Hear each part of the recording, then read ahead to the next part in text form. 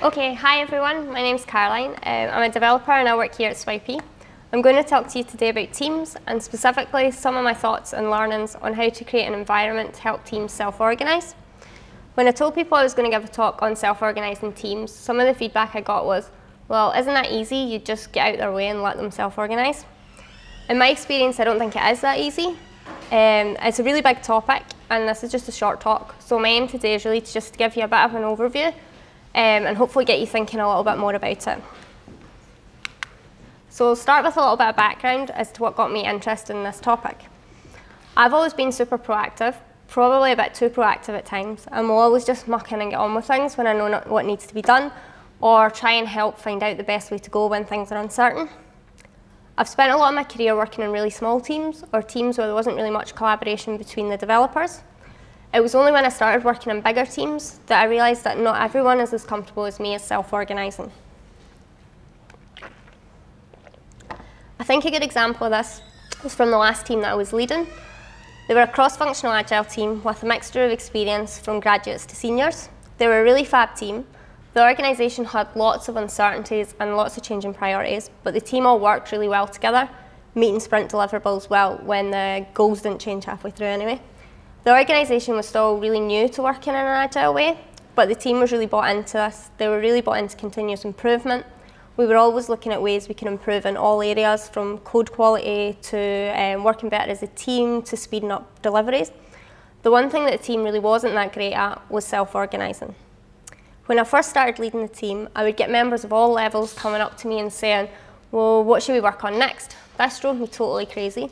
We did sprint planning as a team every couple of weeks, and as a team we agreed what we were working on, and it was all listed on our board in priority order. So I would try to patiently take them over to the board and say, well, what's next in the ready column to work on? I realised just how bad the team were at self-organising when I was off on holiday for a week and my product owner was off sick. When I came back from holiday, nothing at all had changed on the board. I knew they'd obviously been working on something, but I had no idea what. I asked them at stand-up, and it turns out they'd been working on a bunch of unplanned work, including a lot of bugs and issues. This unplanned work pushed our sprint goals out, but none of the team had felt enabled to push back on this or even have a conversation about it. When I asked them, did you create some new cards for this work? They said, no, no one told us to. I also realised that it wasn't a problem with just my team, when a few weeks later one of the team leads was on holiday, and his team came over to me and asked if I knew what they should be working on. I knew roughly the kind of area they worked on in the application, but I hadn't been in their sprint planning, so I had no idea the details. So what is self-organisation and why is it important? Self-organisation is a process where some form of order or coordination arises out of the local interactions between smaller parts of an initially unordered system. So for example, think of a flock of birds being able to move together in a coordinated way, where each bird interacts and coordinates movement with its neighbours. No one bird is in charge giving orders, but as a collective they reach their destination together.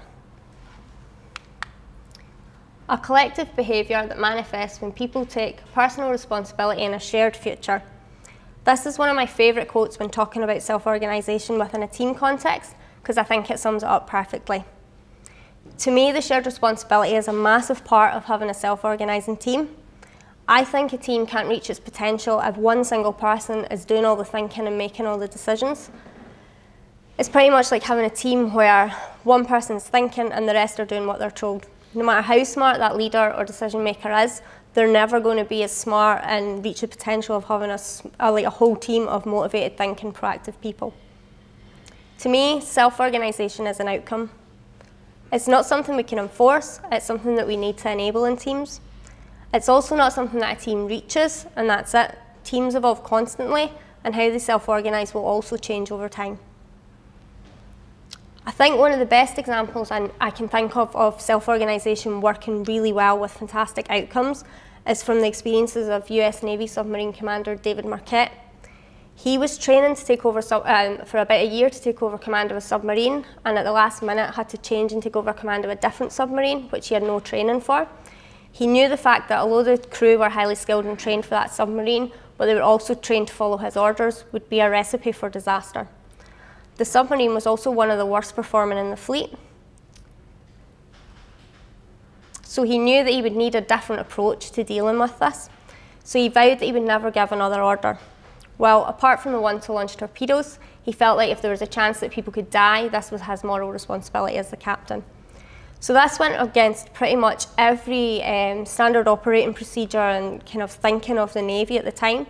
Captains are supposed to give orders and authorise everything, right? So he replaced orders with intent. So instead of giving orders, when someone asked him what he should do, he would say, well, what do you think? They would tell him and he would ask, well, what do you think we should do? So officers stopped requesting permission and started giving intent. So instead of saying, Captain requests permission to submerge the ship, and he would say, permission granted, they would say, Captain, I intend to submerge the ship, and he would say, very well then. This small change of language proved hugely powerful. It shifts the ownership, so one person isn't always the answer man. Change was noticeable within 24 hours, and a year later in inspection, the submarine had gone from the worst performing in the fleet to the highest grade ever seen in the history of the Navy. So enabling his crew to become self-organising allowed them to go from the worst performance to the best ever. To me, this is a pretty amazing achievement. It was the same people, it was the same ship. At the end of the book, he also goes on to talk about how his commanders on the ship and the other crew went on to leadership positions in other places, and the successes they had using this form of leadership in their future roles. This is one of my favourite quotes from the book. Imagine a workplace where everyone engages and contributes to their full intellectual capacity.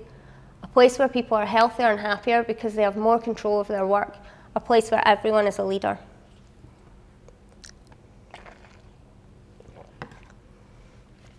So what stops people self-organising or self-organising in the right direction? The Agile Manifesto tells us that the best architectures, requirements and designs emerge from self-organising teams. So why doesn't this always work? I think people will always self-organise. I think the main issue is they don't do so in the same direction or in the desired direction.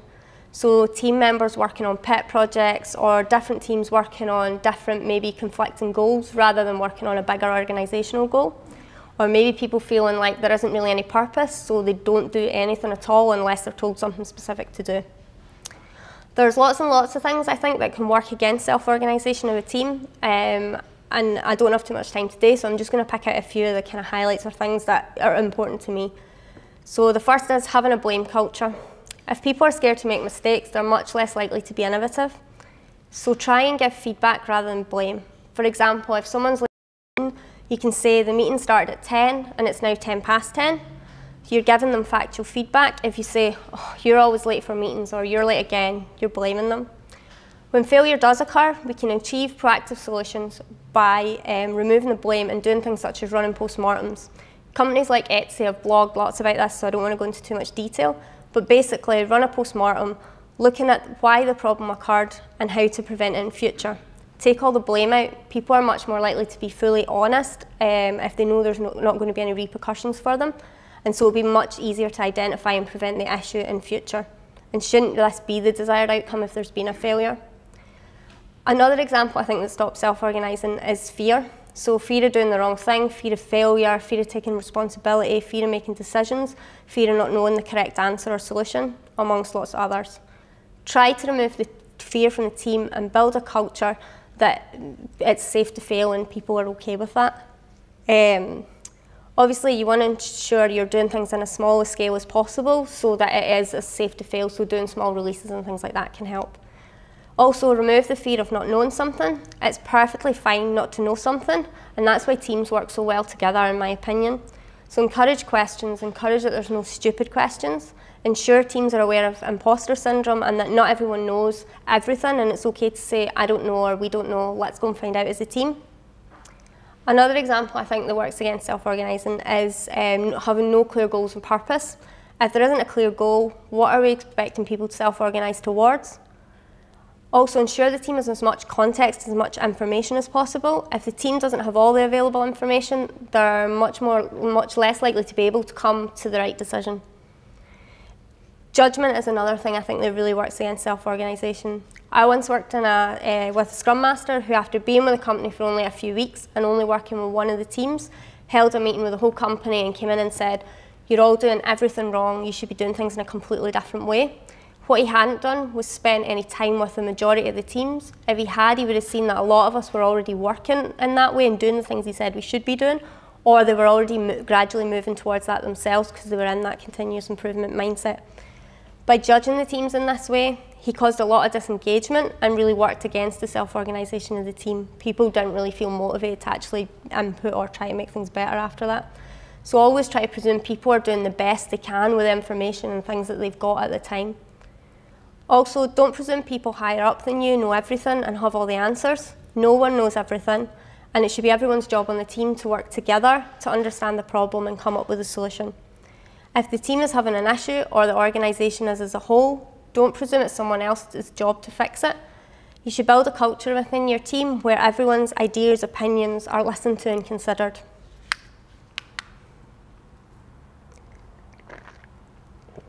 So how do we help our organisations and our teams reach their self-organising potential? Choose your mindset, have respect and compassion for your colleagues, try to give feedback rather than blame, be curious rather than questioning. These are all maybe just subtle differences in mindset, but I think they can make a huge difference. With the team that I was working with, I tried to change my mindset and see my role as making myself redundant.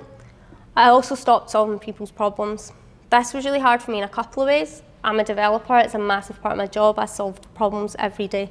But secondly, I got a lot of feedback from the team, especially more junior members, when I would ask them, well, what do you think? They would say, well, you're the lead, you get paid to make the decisions. So it was really hard for me, and I really did think a lot of the team thought that it was my job to make the decisions for them.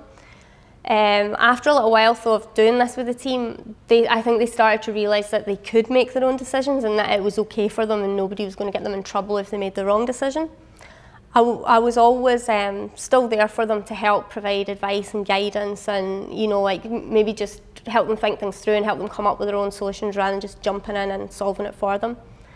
Also, try and encourage an our work mentality and a shared ownership. I've often heard developers saying, well, my bit's done, we're waiting for test. Try to get the team to take ownership of the work as a team. So if one member of the team has finished working on something, could they pair and help somebody else finish something else to get them to focus on the work and getting the work through rather than what they're doing. I think mobbing can also really help with this. One of the things we started doing with the team to try to encourage this shared ownership was we started rotating facilitation of our team meetings, so stand-up, sprint reviews, stuff like that.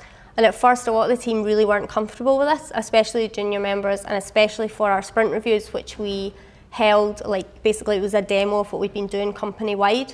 But after a little while, their confidence started to improve, and I started to get really good feedback from them that they felt a lot more comfortable just in general in meetings and stuff like that because they'd been forced to do this. It also encourage a learning culture. I'm super passionate about this, and I think it kind of enhances it's okay that we don't know everything and that we can learn things. Trust your team, treat them like adults, and let them make their own decision. An example around this that I don't know if it would work for everyone was we let the teams decide if they wanted a new person in their team. So when we were interviewing people, they spent a bit of time with the team, and the team got the final say whether that person should join the team or not. The team knows the skill sets that they're missing for the team is why we did this. And also, if you've hired someone, you're much more likely to have a vested interest in them being successful. So by giving this responsibility to the team had a vested interest in making that person successful in the team. Also, ensure people are enjoying their work. Okay, we can't make work fun 100% of the time, but if people are enjoying their work, they're much more likely to be fully engaged and proactive. From Richard Sheridan's Joy Inc., if half the team has joy and half doesn't, who would you rather have working on your projects? And takeaways from today, from David Marquette: if you want your people to think, don't give orders, give intent. I know some of you have been at Sally Ann Freudenberg's keynote at Lean Agile Scotland this year, and she said something that really stuck with me. Basically, nobody gets up every day thinking, I want to do a crappy job at work, I want to piss off everyone in my team, I want to do everything wrong. So think the best in people, have compassion for your colleagues. Like everyone is trying their best and wanting to do well. And finally, from Tim Moen, and I highly recommend his TED Talk on self-organising teams in a firefighter scenario. The quote from him is, "The world is self-organising and change can start anywhere and go everywhere." Thank you.